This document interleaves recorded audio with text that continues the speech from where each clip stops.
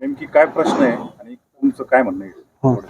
नमस्कार. आम्ही आज शूरबंगला येथील व्यापारी सर्व या MSCB कार्यालयावर धडकलेलो आहोत. याआधी आम्ही भरपूर वेळेस निवेदन दिले होते. वैजापूर येथे मुख्य ऑफिस आसन आणि इथे पण भरपूर वेळेस आम्ही निवेदन दिले. आमची समस्या अनेक वर्षापासून एकच समस्या आहे. आम्ही खेडेपाड्यातील सर्व व्यापारी 20-25 किलोमीटरवरून शूरबंगला येथे व्यापारासाठी उदरनिर्वाह करण्यासाठी व्यवसाय मांडून बसलेलो आहोत. आणि सर्वात मोठी समस्या आम्हाला व्यापार करताना जी येते ती अत्यंत लाईटची समस्या आहे. शूरबंगला येथे सर्व व्यापारी नियमित वीज बिल भरणा करतात. 100% वसुली आहे शूरबंगल्यावर. आणि कायमच शूरबंगला येथे लाईट 24 तास लाईट नाही राहत. 2-2 दिवस लाईट नाही राहत. कोणी काळजी घेत नाही, फोन घेत नाही, फोन केल्यानंतर रिप्लाय देत नाही. अत्यंत उमरटपणाची भाषा इथं वापरली जाते. एकदम जाड कातडीचे अधिकारी इथं बसलेले आहेत. कित्येक अधिकारी आले आणि गेले. आम्ही प्रत्येकाला वैयक्तिक कोणाला नाव घेऊन बोलणार नाही, पण सगळेच अधिकारी सारखे. आम्ही आतापर्यंत इतके मोठे अर्ज दिलेले की आम्हाला अर्ज आता देताना सुद्धा लाज वाटते. त्यामुळे आम्ही आता सर्व आज यांना एक विनंती करून सांगणार आहे, आमची समस्या जर नीट झाली नाही तर यानंतर पुढील काळात आम्ही या बसलेल्या खुर्चीवर बसलेल्या अधिकाऱ्यांच्या तोंडाला काळं फासू आणि कार्यालयाला आणि वैजापूरच्या MSCBच्या मुख्य कार्यालयाला सुद्धा आम्ही टाळे लावू. आमच्यावर गुन्हा दाखल झाला तरी चालेल. सामान्यांनी न्याय मागायचा का नाही? सामान्यांना न्याय कधी मिळणार हे उत्तर आम्हाला प्रशासनाकडून पाहिजे. किती वेळेस आम्ही बोलायचं, गावठाण फिटरचा प्रश्न असेल, त्यानंतर व्होल्टेजचा प्रश्न असेल.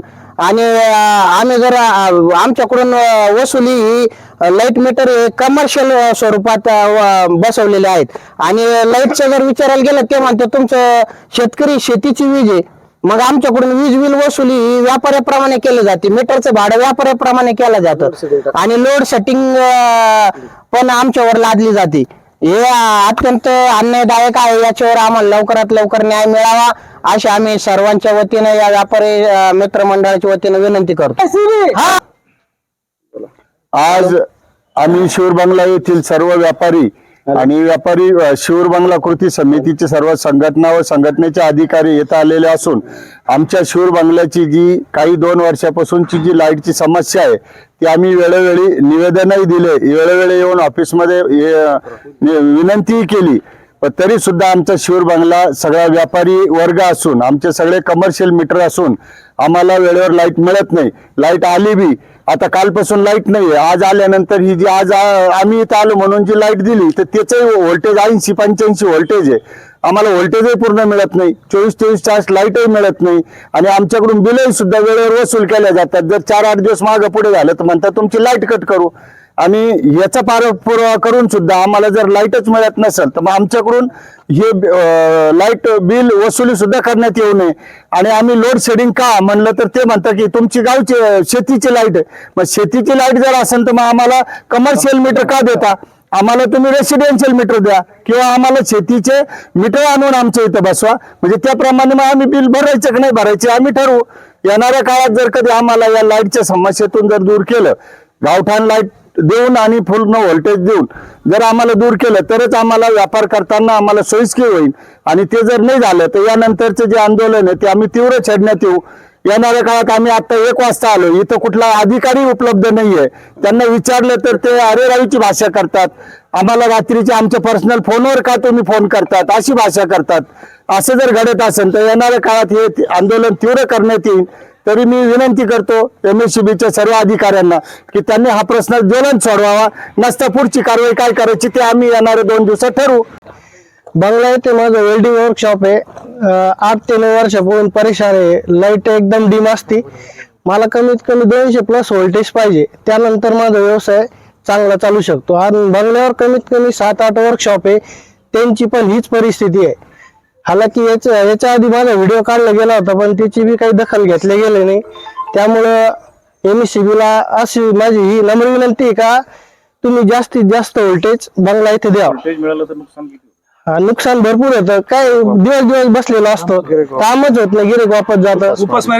100 रुपयाचं बी काम होत नाही. कन्झ्युमरचे नियम काय? MSCB आहे. वारंवार जो व्यापारी वर्गाला लाईटच्या बाबतीत जो त्रास होतोय तो खूप महत्वाचा आहे.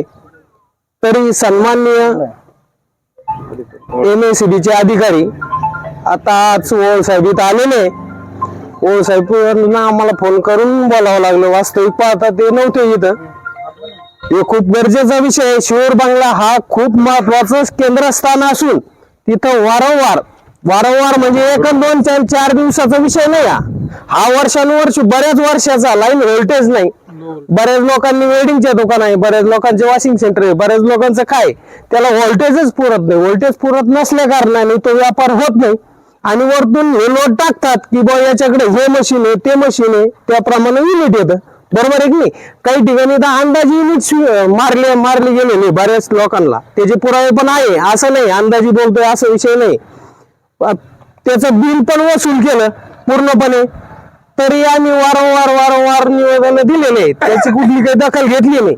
वास्तविक पाहता आता इथून पुढे गावठाण फिटर बरोबर ना, गावठाण सगळ्यात महत्वाचा विषय तो मंजूर करण्यात द्या.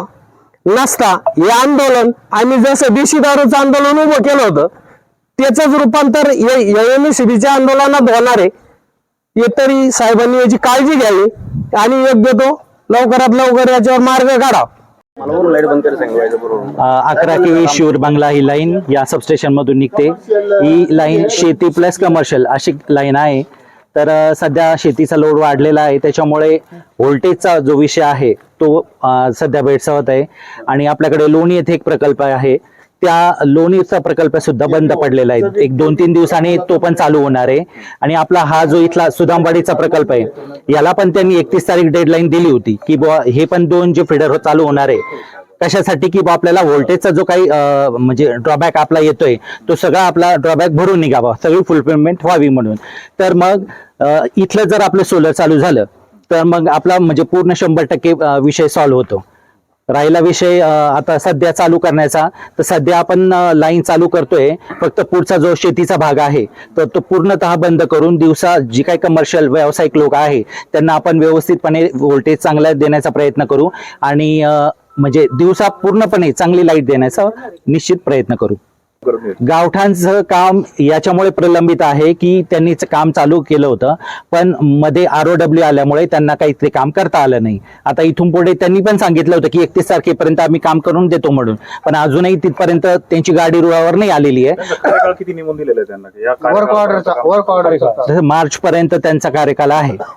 मार्च 25 पर्यंत तेवढे. हो, मार्च 26 सॉरी मार्च 26 कधी मिळाली होती त्यांना आणि कधीपर्यंत? सर आता ही वर्क ऑर्डर 1 वर्षापूर्वी मिळाली असेल तर मला एवढं नाही सांगता येणार, कारण माझ्या तुमच्या माहितीप्रमाणे किती टक्के काम झालंय सगळं आता?